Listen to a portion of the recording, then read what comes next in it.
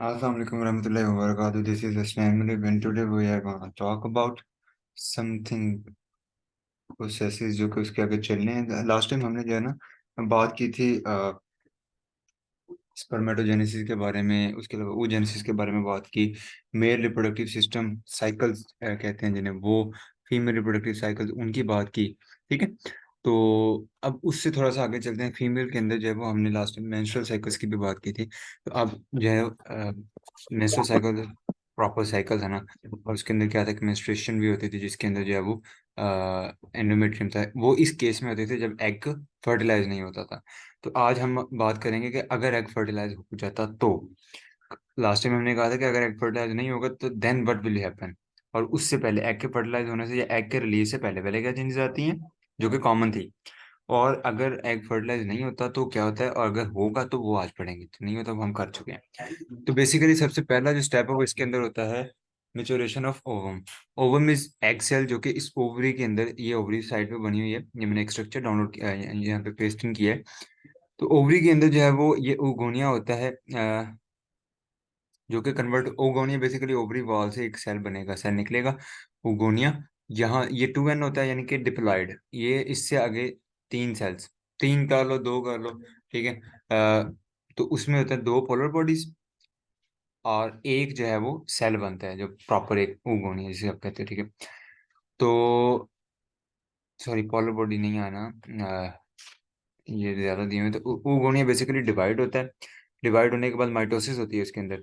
फिर meiosis one होती है जिसके अंदर से प्राइमरी oocyte बनता है, ठीक है। तो ये oogonia, मल्टीपल oogonia है, एक एक ही तरह के सेल हैं ये, ठीक है। उसके बाद प्राइमरी oocytes बनेंगे, उनमें भी क्या होगा, 2n ने आगे मियोसिस वन आएगी। मियोसिस वन में फर्स्ट पोलर बॉडी बनेगी। वहां पर मियोसिस वन जो स्पर्मेटोजेनेसिस में मियोसिस वन होती थी, उसके अंदर क्या होता था, क्रोमोसोम्स के नंबर हाफ हो रहे थे। यहाँ पे हाफ भी हुए हैं, और साथ में मतलब वो दो बनते थे, दो नए सेल्स बनते थे। यहाँ पे एक सेल बना और दूसरी पोलर बॉडी है ये भी सेल, लेकिन ये और स्ट्रक्चर है, माइन टिनी स्ट्रक्चर है। एक सेकेंडरी oocyte, उसमें क्या बनते थे, दो सेकेंडरी oocyte, सेकेंडरी स्पर्मेटोसाइट बन रहे थे। यहाँ पर एक सेकेंडरी oocyte बनेगा और एक फर्स्ट पोलर बॉडी। और सेकेंडरी oocyte में दोबारा से मियोसिस टू होगी, उसके अंदर एक ओवम बन जाएगा। सेकेंडरी oocyte आगे ओवम में कन्वर्ट हो जाएगा, और जो दूसरी तरफ है सेकंड पोलर बॉडी जब वो रिलीज होगी, यानी कि इस प्रोसेस के एंड पे हमारे पास क्या होगा, एक ओवम और दो पोलर बॉडीज जो है वो हमारे पास मौजूद होंगी। तो ये इसका स्ट्रक्चर है, इसको साथ साथ देखते जाएंगे जैसे जैसे का आता जाएगा। तो finally then ovum with 22 plus X. Basically इसके अंदर 23 क्रोमोसोम होते हैं। आपको पता है कि हाफ हो जाएंगे, एन का मतलब है हाफ क्रोमोसोम। वैसे एक बॉडी में 46 क्रोमोसोम होते हैं, लेकिन इनके अंदर जब वो 23 रह जाएंगे, उसकी वजह उनमें से 22 होंगे, और बाकी जो है वो एक जो है वो एक्स क्रोमोसोम से जो ये जिस बेसिकली बाकी आपने शायद पढ़े हो सोमैटिक सेल्स एंड एक और तरह से सेल्स होते हैं, दो तरह के बेसिकली सेल्स होते हैं, somatic cells and sex cells, ठीक है। तो जो सोमैटिक सेल्स हैं वो होते हैं बॉडी सेल्स, जिनको नॉर्मल आप कहते हो। वो उन्हीं तरह के सोमैटिक क्रोमोसोम 22 क्रोमोसोम्स, ठीक है। ये 22 है, ये नॉर्मल है, ये डिसाइड नहीं कर रहे थे। लेकिन जो एक्स है ना, दैट इज डिसाइडिंग कि नेक्स्ट जनरेशन या जो नेक्स्ट बेबी जो इससे बनेगा वो मेल होगा या फीमेल होगा। कैसे होगा वो हम आगे बात करते हैं। तो entry of ovum into the fallopian tube. तो पहला जो है वो हमने देखा कि ओवम जो है वो यहाँ पर ये जो ओवम है, ये सारा प्रोसेस, ये दो स्टेप जो है यहाँ से आगे, ये स्टेप ये इस पार्ट में हो रहा है ओवम में। आगे इसने क्या करना है, ओवम ने फिलोपियन ट्यूब में इंसर्ट करना है। ड्यूरिंग ओव्यूलेशन, ओव्यूलेशन होता है एग का ओवरी से रिलीज हो जाना। Ovum is release into the peritoneal cavity along with some granulosa cells called corona radiata. तो ये पेरिटोनियल कैविटी होती है, ये बनी भी होनी चाहिए, ये कैविटी है पेरिटोनियल। तो यहाँ से निकल के यहाँ पे आ जाएगा, ये पेरिटोनियल कैविटी है, the cavity around the abdomen. तो यहाँ पे जब ओवम रिलीज हो जाएगा तो इसके बाद क्या होगा, साथ में इसके कुछ ग्रेनुलोजा सेल्स हैं, जिनको आप कोरोना रेडिएटा कहेंगे, ये भी साथ में रिलीज होंगे। अच्छा, ovum enter fallopian tube due to beat of cilia present and fimbriated tentacles of fallopian tube. ये जो फिम्ब्रिएटेड का मतलब होता है धागेनुमा स्ट्रक्चर होता है, टेंटेटेड इनको फिम्ब्रियाई कहते हैं।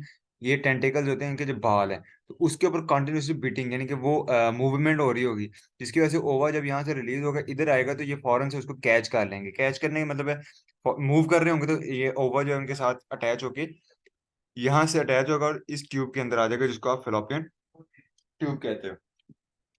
इधर से जब मेल पार्ट से इंसर्ट होगा स्पर्म सेल्स, तो स्पर्म सेल जो है वो हमने देखा था कि वो यहाँ से म्यूकस भी रिलीज हो रहा था, जो कि टिंजी स्ट्रक्चर था, जो कि इसको कैरी करता है और इसको रास्ता दिखाता है कि इसने फ्लोपियन ट्यूब में जाना है।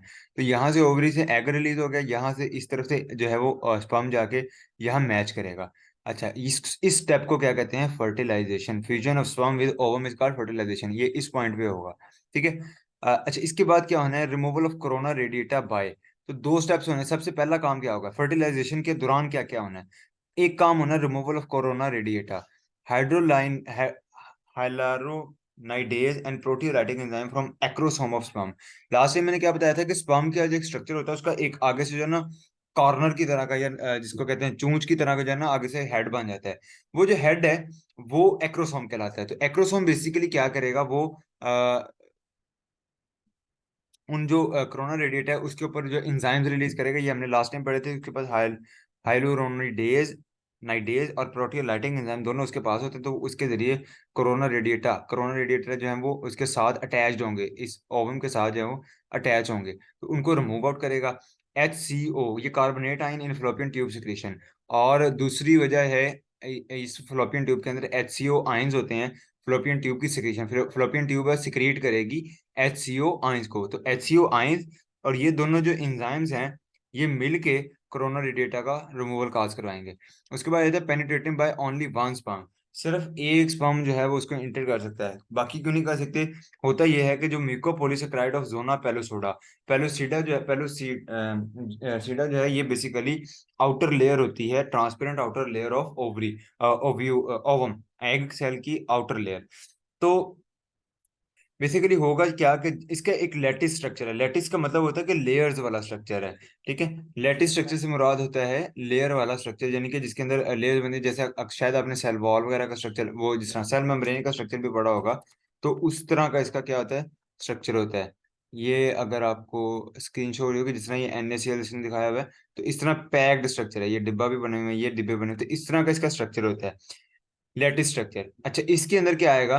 तो जब once it is punctured by a single sperm, जैसे ही एक स्पर्म एंटर करेगा, तो proteolytic enzyme from sperm acrosome enter lattice and prevent penetration by other sperm. तो जो प्रोटियोलाइटिक एंजाइम्स होंगे जो एक्रोसोम में मौजूद होते हैं, वो लैटिस में एंटर कर देंगे, यानी कि इन साइड्स में इसमें एंटर कर देंगे, इनके बॉक्सेस के इन लाइनों के अंदर एंटर कर जाएंगे। और देन कोई और स्पर्म एंटर नहीं कर पाएगा, वो उनको अंदर इंटर होने से रोक देंगे। ठीक है। तो इसके बाद हो जाएगा फॉर्मेशन ऑफ फर्टिलाइज्ड ओवम और जाइगोट। अब एक स्पर्म जो अंदर चला गया है, तो head of the sperm form male pronucleus.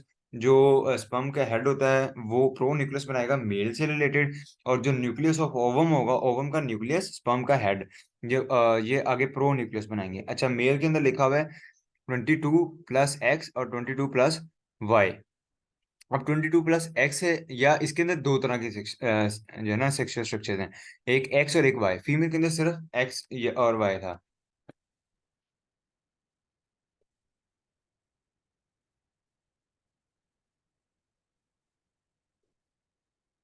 ठीक है, इतना क्लियर हो गया। अच्छा, इसके अंदर जो है वो बेसिकली क्या होता है कि फीमेल के अंदर हमने ऊपर पढ़ा ना, इसके अंदर सिर्फ 22, यानी कि जनरल और साथ में एक्स, या 22, मतलब फीमेल में तो 22+X है, इसमें होता है 22+X या 22+Y। अब एक जो मजेदार स्कीम है वो यहाँ पे याद करने वाली ये है कि अगर एक्स और ये एक्स, अगर मेल के अंदर जो है वो एक्स होता है, 22+X होंगे, और इधर से भी एक्स होगा, तो ये कॉम्बिनेशन बनेगा XX का। ठीक है, डबल एक्स का कॉम्बिनेशन बनेगा। और जब डबल एक्स, ये हार्मोन, ये जो क्रोमोसोम होते हैं, डबल एक्स होते हैं, तो then the baby is a female. ठीक है। लेकिन अगर ये एक्स, ये तो एक्स ही रहना है, और ये वाई हो जाए, then the next foetus will be a male. ठीक है। अगर ये एक्स और वाई मिल जाएं, तो ये जो है वो मेल होगा, और अगर एक्स और एक्स मिल जाएं, तो ये फीमेल होगा।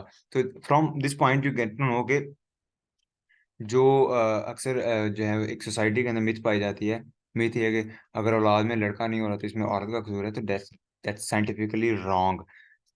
लड़का होगा या लड़की होगा, ये डिपेंड करता है मेल के ऊपर। ठीक है, कि उसके हार्मोन्स, कौन सा हार्मोन जब उसमें चूज किया जाता है। Definitely it is chosen directly, लेकिन अगर किसी में हो ही नहीं रही है, हो ही नहीं रहा, लड़का होता ही नहीं है कई बार, तो दे आर लाइक औरत का कसूर है। तो औरत का कहीं साइंटिफिकली है ही कसूर, हुआ ही नहीं। ठीक है। मेल्स के जो है वो क्रोमोसोम्स डिसाइड कर रहे होते हैं। ठीक है। Chromosome of male and female pronuclei align together and form fertilise ovum. तो ये इस तरह बना लेते हैं, 44 तो मिल गए, बाकी या एक्स वाई बन जाएगा या एक्स एक्स बन जाएगा। अगर एक्स एक्स बन जाएगा तो फीमेल होगी, और एक्स वाई बन जाएगा तो मेल होगा। Transport of fertiliser ovum through fallopian tube. अब ये सारा काम हो रहा था इस पॉइंट के ऊपर, ठीक है। यहाँ से जो फर्टिलाइजर ओवम जो है वो इस तरफ आ जाएगा, आगे को आ जाएगा, और आगे जाएगा फ्लोपियन ट्यूब से आता हुआ नीचे यूटेरस में आएगा। Fertiliser transported through fallopian tube into cavity of uterus in 3 to 5 days। 3 से 5 दिन के अंदर अंदर जो है ये यूटेरस में आ जाएगा। Factor responsible for this transport are feeble fluid flowing resulting from beating of cilia toward uterus. इसके अंदर जो है वो सीलिया आते हैं, सीलिया कहते हैं सम काइंड ऑफ बाल समझ लो, ठीक है। तो वो कंटिन्यूसली अंदर को इसको मूव कर रहे होंगे, और वो उनकी कंटिन्यूस मोशन की वजह से ये क्या करेगा, अंदर की तरफ मूव करेगा। Weak peristaltic contraction of fallopian tube. और ये पीछे से पेरिस्टाल्टिस होती है बेसिकली, आप जब खाना खाते हो ना, तो खाना खाते हुए तो आपके जो मसल सेल्स होते हैं ये खाने वाली नाली के, वो इस तरह करके एक वेव बनाते हैं, ठीक है। यहाँ पे आपको खाना पड़े तो वेव के साथ साथ जब वो खाना नीचे को जाता है, ठीक है। ऐसे वेव बनाते हैं, खाना अगर यहाँ था तो वेव के साथ साथ वो नीचे आता है। तो इसी तरह यहाँ पर भी फ्लोपियन ट्यूब में भी क्या हो रहा है, एग इस तरह, तो फ्लोपियन ट्यूब के अंदर इस तरह करके वेव बनती है दोनों तरफ, जिसकी वजह से ये साथ साथ एग जो है इसको आगे आगे धकेल दी जाती है। जिस तरह समुद्र के अंदर जो वेव आती हैं तो समुद्र के अंदर की चीज को बाहर ला के फेंक देती हैं। तो इसी तरह ये जो है यहाँ से फ्लोपियन ट्यूब की मदद से भी आता होगा, और दूसरा इसके ऊपर सीलिया ग्रो किए हुए हैं बारीक बारीक, वो भी कंटिन्यूसली मूव कर रहे थे, जो इसको आहिस्ता आहिस्ता आगे की तरफ क्या कर देते हैं, मूव करते हैं, ठीक है। तो इसके बाद जो है हमारे पास ये जो है यहाँ पर आ गया इम्प्लांटेशन ऑफ फर्टिलाइज ओवम। अब जो ओवम बन चुका है, the fertilize egg called zygote. अब जो एग और स्पर्म फर्टिलाइज हो गए ये कहलाएंगे जाइगोट। ये यूट्रस में 2 से 4 दिन रहेंगे और वहां से अपनी न्यूट्रिशन नॉरिशमेंट हासिल करेंगे। अब नॉरिशमेंट के लिए 3 4 जरिए हैं। सबसे पहले यूटेराइन मिल्क, लास्ट लेक्चर में हमने कवर किया था। यूटेराइन मिल्क क्या करेगा, अब वो उसके ऊपर ये डिपेंड करेंगे 2 से 4 दिन, यानी कि इम्प्लांटेड जो जाइगोट है, इम्प्लांटेड फर्टिलाइज एग जो इम्प्लांट हो चुका है बाद में जाइगोट की फॉर्म में, वो 2 से 4 दिन जो है वो यूटेराइन मिल्क के ऊपर अपना जो है वो न्यूट्रिशन अपनी हासिल करेगा। It turns into 100 cell structure called morula with outer cell called trophoblast that absorb nutrient. तो जो जाइगोट है इसके आउटर साइड पे 100 सेल का स्ट्रक्चर बनेगा जिसको मोरूला कहेंगे, और उसकी आउटर सेल्स को कहेंगे ट्रोफोब्लास्ट। ट्रोफोब्लास्ट लास्ट टाइम में हमने पढ़ा था कि एग सेल के ऊपर ऐसे सेल्स मौजूद होते हैं, स्पेशलाइज्ड सेल, जो कि एंडोमेट्रियम से, एंडोमेट्रियम क्योंकि स्टोर्ड न्यूट्रिएंट हाउस था, लास्ट टाइम कवर किया था, ठीक है। तो उसके अंदर से जो न्यूट्रिएंट अब्सॉर्ब करता है वो ट्रोफोब्लास्ट करते हैं। तो जो सोर्स है that these trophoblast release enzyme that help digest and liquefy the uterine lining for nutrition. Uterine की जो सबसे अंदर वाली लेयर होती है ना, यानी कि जो इनर साइड से हम देखते हैं, तो जो लेयर जिस पे आके इसने एक्सेल ने अटैच करना वो वाली लेयर, उसको आप एंडोमेट्रियम कह रहे होते हो। तो उसी को ये डाइजेस्ट करता है और उसको लिक्विफाई करता है, ताकि जो है उसके बाद उसको एब्जॉर्ब कर लेता है न्यूट्रिशन के तौर पे, ठीक है। Implantation happen on the seventh day.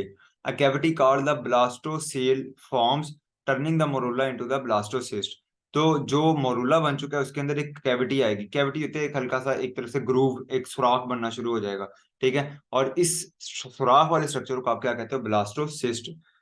The trophoblast and inner cell will eventually become the placenta and other membrane. और जो ट्रोफोब्लास्ट बाहर बने थे जो कि एंडोमेट्रियम के साथ अटैच थे, यूटेराइन के साथ अटैच थे, वो प्लेसेंटा बन जाएगा, ठीक है। और जो इनर सेल हैं, इनर सेल और जो ट्रोफोब्लास्ट है ये मिलके प्लेसेंटा बन जाएंगे, या दूसरी मेम्ब्रेन जिन्होंने जाइगोट को कवर अप करना है। अब प्लेसेंटा क्या है, प्लेसेंटा आप लोगों को पता है वो पॉइंट होता है जिसके थ्रू एक बेबी जो है वो मदर बॉडी के साथ अटैच होता है और उससे न्यूट्रिशन हासिल करता है। जब बेबी बॉर्न होता है तो आपने देखा होगा नाभ के ऊपर जो है वो थोड़ा सा एक्स्ट्रा प्रोजेक्शन हुई होती है, ठीक है। एक बाहर को निकला हुआ स्ट्रक्चर, तो that is kind of that is the basic placenta, ठीक है। तो वो कट ऑफ कर देते हैं जब बेबी की बर्थ होती है, तो उसको कट ऑफ कर देते हैं, लेकिन थोड़ा सा पोर्शन रह जाता है जो बाद में कट किया जाता है, ठीक है। तो यानी कि नाव के जरिए जो है वो एक बेबी जो है वो अपनी सारी की सारी खुराक मदर से हासिल कर रहा था। और नाव किसकी बनती है, ट्रोफोब्लास्ट के सेल्स की, जो कि पहले ही यूटेराइन के साथ जुड़ गए थे और वहां से जो है वो अपनी न्यूट्रिशन को एब्जॉर्ब कर रहे थे। Decidua. Endometrium after implantation is called decidua, having decidual cell rich in glycogen, protein, lipid and other nutrient. जब इम्प्लांटेशन होगी, जाइगोट आके एंडोमेट्रियम पे लग गया, तो उसके बाद क्या होगा कि उसके अंदर glycogen, protein, lipid and other nutrient store हो जाते हैं, और इस तरह एंडोमेट्रियम का नया नाम आ जाता है डिसाइडुअल सेल्स। न्यूट्रिशन ऑफ एम्ब्रियो, पहले कुछ दिन जो है वो यूटेराइन मिल्क उसको प्रोवाइड करता है, आगे 8 से लेकर 12 हफ्तों तक जो है वो डिसाइडुआ, यानी कि वही एंडोमेट्रियम उस एनर्जी प्रोवाइड करती है या जो भी उसकी न्यूट्रिशन होती है। और देन प्लेसेंटा डेवलप हो चुका था, और जब तक बर्थ नहीं होती प्लेसेंटा के थ्रू बेबी जो है वो न्यूट्रिशन हासिल करता है। तो now what is placenta? Placenta is responsible for exchange of gases. Mother mother और बेबी के दरमियान जितनी भी एक्सचेंज ऑफ गैसेज होनी है, फूड का जितना भी एक्सचेंज होना है, बेबी के अंदर जितना वेस्ट प्रोडक्ट बनना है, वो सारा का सारा जो है वो प्लेसेंटा के थ्रू कनेक्टेड होता है। फिजियोलॉजिकली एनाटॉमी देखेंगे, एनाटॉमी से मुराद ये है कि इसका स्ट्रक्चर देखते हैं। तो placental विलाए containing fetal blood, it is surrounded by maternal sinuses containing maternal blood। तो बेसिकली अगर आप इसको सिंपली देखते हो, तो ये बेसिकली इस तरह का एक स्ट्रक्चर होगा कि अगर आपके पास ये प्लेसेंटा एक ट्यूब लगी हुई है, तो इसके अंदर जो है इस तरह की एक ट्यूब है, इसके अंदर विलाए लगे होंगे। अब विलाए होते हैं इस तरह के हेयर लाइक स्ट्रक्चर। ठीक है, अब मेरे से सही ड्रा नहीं हो रहे, लेकिन चलो समझ लो। तो ये इस तरफ जो है ये बेबी की बॉडी है, फर्ज कर लो। तो ये जो विलाए हैं, जितने भी विलाए हैं, ये ऑटोमेटिकली किसका पार्ट है? बेबी की बॉडी का पार्ट है। और ये जो साइनेसिस है, साइनेसिस होते हैं जो इसके इर्द गिर्द खाली जगह पड़ी होती है, सारी सारी सारी खाली जगह, यहाँ मदर ब्लड आएगा और वो इधर से एब्जॉर्ब होएगा और इस फीटस में जाएगा। सही है। तो ये होप से समझ आ गया, क्योंकि अगर नहीं समझ आए तो मुझे अब भी बता दो, मैसेज में अगर आगे तो बता दो। तो ये इस तरह का एक स्ट्रक्चर होगा, इसके अंदर विलाये जो है वो हेयर लाइक स्ट्रक्चर होंगे इस तरह करके। ठीक है। और यहाँ से जो ये जो साइनेसिस है, जो खाली जगह है, यहाँ पे मदर ब्लड आएगा। मदर का ब्लड इधर से आएगा। ठीक है। इसमें चला जाएगा, इधर से जो भी वेस्ट निकालना हुआ, जो फीटस से निकालना हुआ, वो इसमें शामिल हो जाएगा। और जो फीटस को देना हुआ वो इसके थ्रू अंदर फीटस की बॉडी में चला जाएगा। तो फीटस यहाँ समझ लो। ठीक है। ये फीटस है और ये मदर बॉडी समझ लो। ठीक है। क्लियर हो गया तो चैट में जरा मुझे मैसेज कर देना, ताकि मुझे अंदाजा हो जाए। अगर नहीं हुआ तो मैं इसको दोबारा समझा देता हूँ।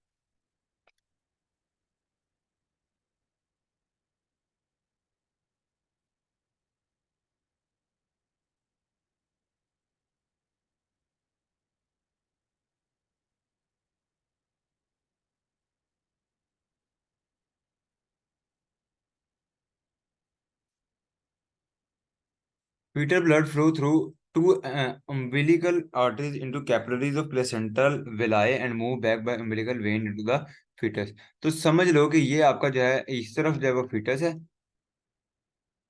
ठीक है, ये मेरा एफ बड़ा अजीबोगरीब सा ड्रा हुआ है। इस तरफ जो है वो मदर बॉडी है। ठीक है। तो यहाँ से एक ये आपका जो दरमियान में है, वो आपका अ, है प्लेसेंटा है, और ये इसके अंदर विलाए बने हुए हैं।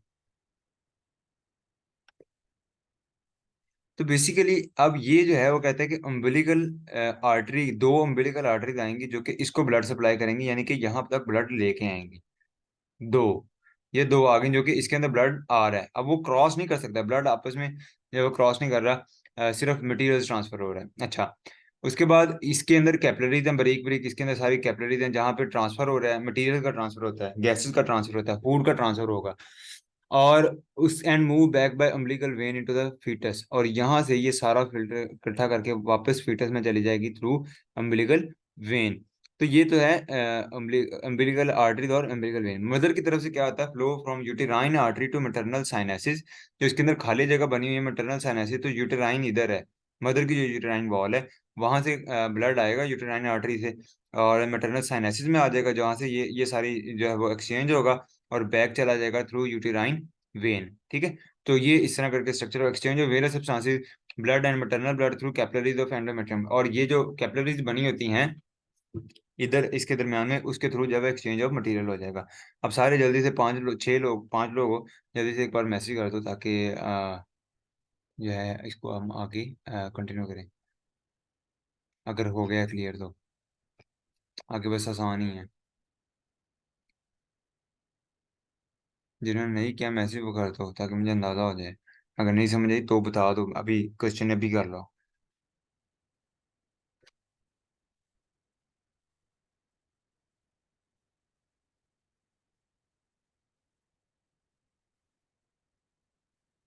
सोए पे मिला दो सारे।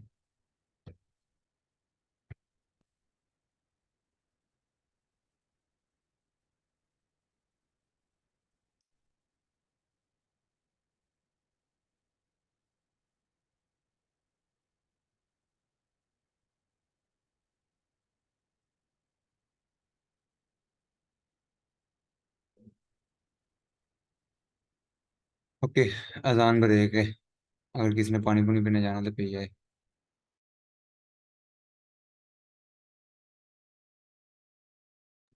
ओके, अजान एंड हो गया, अजान हो रही थी। तो इसके अंदर जो है रेस्पिरेटरी फंक्शन, कुछ फंक्शंस रह गए। रेस्पिरेटरी फंक्शन, ये फंक्शन जो है ना, ये प्लेसेंटा के हैं। तो oxygen diffuses from maternal blood to foetal blood. तो ऑक्सीजन जो है वो मैटरनल ब्लड से, क्योंकि फीटल का बाहर एयर से कोई कांटेक्ट नहीं है, बाहर के इन्वायरमेंट से कोई कांटेक्ट, ना तो वो चीज़ बाहर एक्सक्रीट आउट कर सकता है, ना ही इनटेक कर सकते हैं। ऑक्सीजन जब वो उन्हीं के थ्रू जब वो ट्रांसफर होगी, HbF। ये एक हीमोग्लोबिन एफ है। ये एक स्पेसिफिक टाइप ऑफ हीमोग्लोबिन है, जो कि जिसका फीटल के अंदर ब्लड लेवल, जिसका फीटल के अंदर कंसंट्रेशन ज्यादा होती है। और ये 20 to 30% मोर ऑक्सीजन कैरी कर सकती है जनरल हीमोग्लोबिन की निस्बत से। ये इसकी ये एबिलिटी है। तो ये बेसिकली दोनों के दरमियान जो है वो ट्रांसफर की, ऑक्सीजन ट्रांसफर की जो है वो वजह होता है। CO diffuses from foetal blood to mother blood. और जो यानी कि फीटल ब्लड में चला जाता है ऑक्सीजन, और फीटल ब्लड से मदर के ब्लड में जो है वो कार्बन डाइऑक्साइड आ जाती है। Digestive function, glucose is absorbed into foetal blood by facilitated diffusion. अब ये डाइजेस्टिव फंक्शन है, जो डाइजेस्ट करना चीजें। जो ग्लूकोज है वो फैसिलिटेटेड डिफ्यूजन होती है, जिसके अंदर कोई एनर्जी को इस्तेमाल करते हुए आप हायर ग्रेडियंट से लोअर ग्रेडियंट की तरफ चीजें भेज रहे हो, तो वो डिफ्यूजन हो जाती है। ठीक है, फैसिलिटेटेड डिफ्यूजन होता है जिसके अंदर आप एनर्जी को इस्तेमाल करते हुए चीजों को एक बैरियर क्रॉस करवाते हो। Fatty acid are absorb into foetal blood by ratio to lipid solubility. The mother जो एक मैटरनल ब्लड होता है और फीमेल जो फीटल ब्लड है, दोनों के ब्लड के अंदर लिपिड की एक स्पेसिफिक सॉलिबिलिटी रेशियो होती है। ठीक है, उस हिसाब से जो फैट है वो उसकी बॉडी का पार्ट बन जाता है, फीटल की बॉडी का पार्ट बन जाता है। अमाइनो एसिड्स, PO है, कैल्शियम आयन है, विटामिन है, absorb into foetal blood by active transport. ये जो आयंस हैं और जो अमाइनो एसिड्स हैं, ये एक्टिव ट्रांसपोर्ट के through by using proper energy against the concentration gradient, ये उनकी बॉडी में ट्रांसफर किए जाते हैं। और कीटोन बॉडीज हैं, सोडियम प्लस है, K+ है, क्लोरीन है, ये फीटल ब्लड में ड्यू टू कंसंट्रेशन ग्रेडियंट, क्योंकि ये मदर बॉडी में ज्यादा होते हैं और जो फीटल बॉडी उसमें कम होते हैं, तो ये कंसंट्रेशन ग्रेडियंट के थ्रू ऑटोमेटिकली जो है उसमें चले जाते हैं। एक्सक्रीटिव फंक्शन, फीटल की बॉडी से यूरिया, यूरिक एसिड, क्रिएटिनिन वगैरह जो भी मेटाबॉलिक वेस्ट होते हैं, वो फीटल ब्लड से मदर के कंसंट्रेशन में आ जाएंगे। ठीक है, जैसे CO2 आ रही है फीटल ब्लड से मदर के ब्लड में, वैसे ही जितने भी एक्सक्रीटरी ऑब्जेक्ट्स हैं वो सारे के सारे इस तरह डिफ्यूज आउट हो जाएंगे उसकी मदर की बॉडी में। प्रोटेक्टिव फंक्शन में most disease causing organism can pass placental barrier into the foetus. अब जो फीटल बॉडी है वो कहीं कहीं और से उसका बाहर से कांटेक्ट नहीं है सिवाय प्लेसेंटा के। Placenta is the only thing जिसके थ्रू वो मदर बॉडी से कनेक्टेड है। और यही वो रास्ता हो सकता है जहां से कोई बैक्टीरिया, कोई ऑर्गेनिज्म, कोई जानलेवा चीज जो है वो उसके अंदर इंटर कर सकती है। लेकिन जो प्लेसेंटल बैरियर होता है वो इतना स्ट्रांग होता है कि वो किसी भी माइक्रो ऑर्गेनिज्म को जो है वो क्रॉस करने नहीं देता, जिसकी वजह से जो फीटस है वो बीमारियों से बचा रहता है। आगे एंडोक्राइन फंक्शन है। एंडोक्राइन बेसिकली कहते हैं हार्मोन से रिलेटेड चीजें। तो प्लेसेंटा जो है 4 हार्मोन रिलीज करता है। पहला इसमें ह्यूमन क्रायोनिक क्रियो यार chorionic gonadotropin prevent menstruation during pregnancy. ये जो ह्यूमन क्रायोनिक गोनाडोट्रोपिन है, ये बेसिकली प्रेगनेंसी के दौरान मेंस्ट्रुएशन साइकिल को रोक के रखता है। जो मेंस्ट्रुएशन होनी है, यानी कि जो वो सारा प्रोसेस हमने देखा, लेइंग डाउन ऑफ, वो सारा जाया हो जाना उसका, एंडोमेट्रियम का जो है वो एक्सक्रीट आउट हो जाना, वो सारा कुछ बंद हो जाता है। Prevent in ovulation of corpus luteum. Corpus luteum basically होता है जो ओवरी का स्ट्रक्चर होता है ना, ओवरी के बाद यानी कि एग ओवुलेशन के बाद जो पीछे बचता है, ये देखो, ये स्ट्रक्चर शायद आपको नजर आ रहा हो। देखो, इस ये ओवरी है और इसके अंदर ये दायरे से बने हुए हैं, दो दो तीन तीन। तो यहाँ से एग निकल गया, जो बाकी पीछे स्ट्रक्चर बचता है, जो एग के साथ ये वॉल्ड स्ट्रक्चर बना है, एग तो निकल आया, बाकी जो पीछे वॉल्ड स्ट्रक्चर बना, ये जो है कॉर्पस लुटियम कहलाता है। इसकी इन्वोल्यूशन हो जाती है, इसको रोकता है। एक मिनट, जस्ट अ मिनट। ठीक है, और causes corpus luteum to secrete more progesterone and oestrogen. और ये हार्मोन्स की रिलीज भी करवाता है। कॉर्पस लुटियम जो बन चुके हैं, उससे प्रोजेस्टेरोन और एस्ट्रोजन हार्मोन की भी रिलीज करवाता है। Cause foetal testis to secrete testosterone. और जो फीटल टेस्टिस होते हैं, अगर वो मेल है तो उसके अंदर जो है वो उसको टेस्टोस्टेरोन की रिलीज करवाता है। ह्यूमन क्रायोनिक सोमेटोमेमोट्रोपिन, ये दूसरा ऊपर वाला गोनेडोट्रोपिन था, ये स्मेटोमेमोट्रोपिन था। ये स्मेटोमेमो तो कोई नहीं होता, स्मेटोट्रोपिन होता था। ये आ गया स्मेटोमेमो डबल एम के साथ। ठीक है, तो ये भी चार काम कर रहा है। Causes protein deposit, just a minute, causes protein deposit like gonadotropic hormone, protein की डिपॉजिट करवा देता है गोनेडोट्रोपिक हार्मोन, जैसे कि गोनेडोट्रोपिन कह रहा हूँ, ग्रोथ हार्मोन। ठीक है, deposit like growth hormone, lower glucose use by mother to provide foetus. और मदर का जो ग्लूकोज का इस्तेमाल है, यानी कि मदर के अंदर जो ग्लूकोज की रिक्वायरमेंट है, जो उसकी यूजेज है, उसको कम कर देता है ताकि फीटस को अवेलेबल हो जाए ग्लूकोज, ठीक है, और फीटस उसको इस्तेमाल कर ले। Mobilise free fatty acid from mother for mother energy, और जो मदर के अंदर एक्स्ट्रा फैट होती है, एडिपोज टिश्यूज होते हैं, वहां से फैटी एसिड को रिलीज करवा देता है ताकि मदर की जो बॉडी है वो थ्रू फैटी एसिड आ जाए, और जो ग्लूकोज है वो डायरेक्टली जो है वो फीटल को अवेलेबल हो और उसको एनर्जी की कमी ना आए। इन lower animals cause breast growth and lactation, जो छोटे जानवर लोअर एनिमल्स मतलब बिल्ली वगैरह जिस तरह होती हैं, तो इनके अंदर आपने देखा होगा कि ब्रेस्ट जो है वो बाद में ग्रो करती है, यानी कि ड्यूरिंग प्रेगनेंसी ग्रो करती है, जबकि जो मैमल्स हैं लाइक ह्यूमन बीइंग, इनमें ये पहले से होता है, ठीक है। तो ये जो है आ गया, आगे जो है वो दो हार्मोन आगे, एस्ट्रोजन एंड प्रोजेस्टेरॉन। एस्ट्रोजन भी रिलीज किया जाता है प्लेसेंटा से, यानी कि प्लेसेंटा खुद भी एस्ट्रोजन रिलीज करता है, और वहां से जो है कॉर्पस लुटियम उससे भी इसकी रिलीज को इंक्रीज करवाता है। Enlargement of uterus and external genitalia, बाहर जो एक्सटर्नल जेनिटेलिया से मुराद है कि फीमेल रिप्रोडक्टिव पार्ट का आउटर रीजन, वो भी, और उसके साथ जो यूटेरस है इसकी इनलार्जमेंट करवा देता है। Causes enlargement of breast and development of duct system, breast की इनलार्जमेंट और जो डक्ट सिस्टम होता है, यानी कि जो मेमोरी ग्लैंड का duct system of memory gland, जहाँ से मिल्क इजेक्शन होनी है, वो पूरे सिस्टम को डेवलप करवाता है। रिफ्लेक्स, रिलैक्सिस पेल्विक लिगामेंट, जो पेल्विक लिगामेंट है वो स्ट्रेच हो जाते हैं, उसको रिलैक्स आउट करते हैं, क्योंकि एक वेट बेयर कर रहे हैं, एक प्रेशर है उनके ऊपर, ठीक है, उसको रिलैक्स कर देता है। Affect rate of cell reproduction in early embryo, और जो एम्ब्रियो बनता है, एम्ब्रियो बेसिकली जाइगो जो है वो बना हुआ है ना, जाइगोट से आगे एम्ब्रियो की स्टेज आती है, जाइगोट जब थोड़ा सा डेवलप हो जाता है तो एम्ब्रियो बन जाता है। तो एम्ब्रियो जो है उसके अंदर सेल रिप्रोडक्शन होनी है, सेल ग्रो करने हैं, एक से दो, दो से चार, चार से आठ, ठीक है, तो डबल होने हैं, चार से, इस तरह हर एक से बढ़ते जाने सेल, ठीक। तो ये जो सेल की ग्रोथ है वो उसको भी एस्ट्रोजन कंट्रोल करता है। आगे प्रोजेस्टेरोन आ गया, causes development of decidual cell in endometrium, जो डिसाइडुअल सेल्स होते हैं, ऐसे सेल जिन्होंने उसको हमने पढ़ा कि जो फीटस है उसको जो है वो न्यूट्रिशन प्रोवाइड करनी होती है, न्यूट्रिएंट्स प्रोवाइड करने होते हैं, वो डिसाइडुअल सेल्स होते हैं ना, तो उनको उनकी डेवलपमेंट करवाएगा, increase secretion of fallopian tube, fallopian tube से कंटिन्यूस सिक्रेशन को इंक्रीज करवाएगा। अब डिक्रीज कंट्रैक्टिलिटी ऑफ ग्रेविड यूटेरस, ठीक है, कंट्रैक्टिलिटी जो है वो होता है द प्रेशर, यूटेरस का जो प्रेशर है ना, कंट्रैक्टाइल उसको कम कर देगा। कंट्रैक्टाइल एक्टिलिटी क्या होता है, कंट्रैक्ट करना होता है दबाना, ताकि वो बेबी, क्योंकि उसके अंदर ग्रो करना है, फीटल ग्रो करना है, तो इसलिए उसकी जो है उसको रिलैक्स कर देता है, प्रिपेयर ब्रेस्ट फॉर लैक्टेशन। और प्रोजेस्टेरोन है जो कि एक ब्रेस्ट को प्रिपेयर करता है फॉर लैक्टेशन, मिल्क इजेक्शन के लिए, ठीक है। तो that was all about pregnancy. और लास्ट टाइम जो हमने वहां तक कर लिया था, मैं कवर भी दे देता हूँ जनरली, ठीक है। लास्ट टाइम हमने मेल सिस्टम को थोड़ा बहुत डिस्कस किया था, लेकिन ज्यादा फोकस जो था वो फीमेल के ऊपर था। तो लास्ट टाइम हमने देखा था कि अगर एक सेल जो है वो रिलीज हो गया है और वो फर्टिलाइज नहीं होता तो क्या होता है, और आज हमने बात की कि अगर एक सेल रिलीज हो गया और उसके बाद वो फर्टिलाइज भी हो जाता है तो क्या आगे चेंजेस आती हैं। तो that was all about female reproductive cycle, you can say. So if you have any question, we have last 6 minutes, you can ask. If you don't have any question, you can say okay, and then we can end the meeting up.